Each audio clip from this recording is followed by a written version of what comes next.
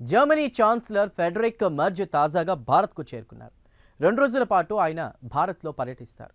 ఈ సందర్భంగా భారత్ జర్మనీ మధ్య అనేక కీలక ఒప్పందాలు జరిగాయి. కాగా భారతీయ యువత కోసం జర్మనీ దేశం వీసా నిబంధనలను సరళతరం చేసింది. దీనివల్ల మన దేశ యువతకు జర్మనీలో పెద్ద ఎత్తున ఉపాధి అవకాశాలు లభిస్తాయన్నారు ప్రధాని నరేంద్ర మోదీ.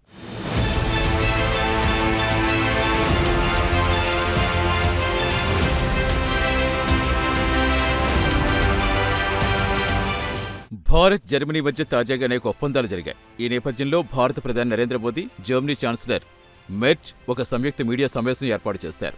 ఈ సందర్భంగా జర్మనీతో భారత్ కుదిరిన ఒప్పందాల గురించి ప్రధాని మోదీ వివరించారు.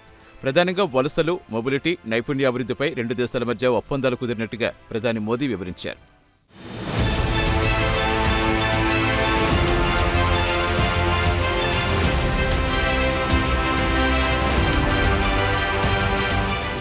ఇదిలా ఉంటే ఇప్పటికే జర్మనీ ఆర్థిక వ్యవస్థలో భారతీయ యువత కీలక పాత్ర పోషిస్తోందని ప్రధాని మోదీ వెల్లడించారు. కాగా భవిష్యత్తులో ఈ బంధం మరింతగా బలపడుతుందన్నారు ఆయన. ఇందులో భాగంగా గ్లోబల్ స్కిల్స్ పార్ట్నర్షిప్కు సంబంధించి 2 దేశాధినేతలు ఉమ్మడి ప్రకటన చేశారు. అంతేకాదు, ఈ ఒప్పందంతో భారతీయ నిపుణులు ఉద్యోగరీత్యా జర్మనీకి వెళ్లేందుకు మార్గం సుగమవుతుందన్నారు. ప్రధానంగా వైద్య రంగంలో నిపుణులకు ఈ తాజా ఒప్పందం ఎంతగానో ఉపయోగపడుతుందన్నారు 2 దేశాధినేతలు. అలాగే జర్మనీ వెళ్లే భారతీయ యువతకు వీసా నిబంధనలు సరళతరం చేసినట్టుగా వారు వెల్లడించారు.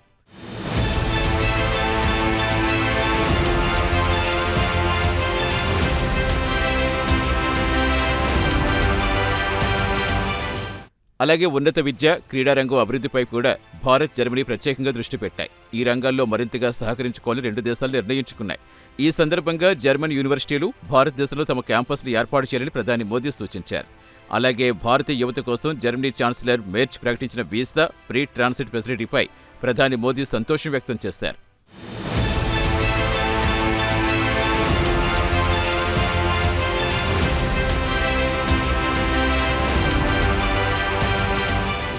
ग्रीन हाइड्रोजन में दोनों देशों की कंपनियों का नया मेगा प्रोजेक्ट भविष्य की ऊर्जा के लिए एक गेम चेंजर साबित होगा.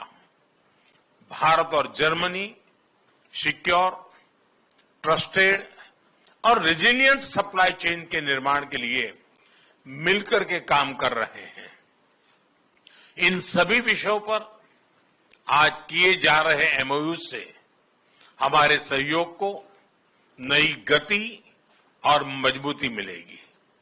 फ्रेंड्स, रक्षा और सुरक्षा में बढ़ता सहयोग हमारे आपसी भरोसे और साझी सोच का प्रतीक है. रक्षा व्यापार से जुड़ी प्राथमिकताओं को सरल बनाने के लिए मैं चांसलर मर्ज का हृदय से आभार व्यक्त करता हूं. हम रक्षा उद्योगों के बीच सहयोग बढ़ाने के लिए एक रोडमैप उस पर भी काम करेंगे, जिससे को डेवलपमेंट और को प्रोडक्शन के नए अवसर खुलेंगे. फ्रेंड्स, भारत और जर्मनी के बीच ऐतिहासिक और गहरे पीपल टू पीपल टाइज हैं. అంతేకాదు, తాజాగా కుదిరిన అనేక ఒప్పందాలు 2 దేశ ప్రజలను మరింత దగ్గర చేస్తాయన్నారు ప్రధాని మోదీ. అలాగే భారతీయ యువతకు జర్మనీలో పెద్ద ఎత్తున ఉపాధి అవకాశాలు లభిస్తాయన్నారు. అయితే వీటిని సద్వినియోగం చేసుకోవాల్సిన బాధ్యత యువతరంపై ఉందన్నారు ప్రధాని మోదీ.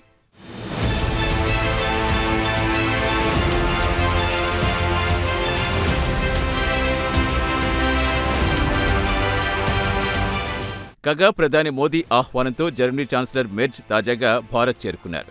2 రోజుల పాటు భారత్లో అధికారికంగా పర్యటిస్తున్నారు. అహ్మదాబాద్లో సర్దార్ వల్లభాయ్ పటేల్ విమానాశ్రయంలో ఆయనకు ఘన స్వాగతం లభించింది. ఈ ఏడాది మే నెలలో జర్మనీ ఛాన్సలర్గా మెర్జ్ బాధ్యతలు చేపట్టారు. అయితే జర్మనీ ఛాన్సలర్ తొలి భారత పర్యటన ఇదే కావటం విశేషం.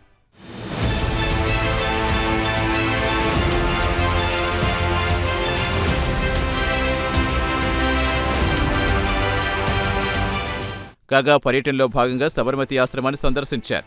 ఆ తర్వాత సబర్మతి నదీ తీరాన్ని ఏర్పాటు చేసిన కైట్ ఫెస్టివల్లో ఫ్రెడరిక్ మెర్జ్ పాల్గొన్నారు. కాగా భారత్, జర్మనీల భాగస్వామ్యం ఏర్పడి 25 ఏళ్లైంది. ఈ నేపథ్యంలో జర్మనీ ఛాన్సలర్ చేసిన భారత్ పర్యటన ప్రాధాన్యం సంతరించుకుంది.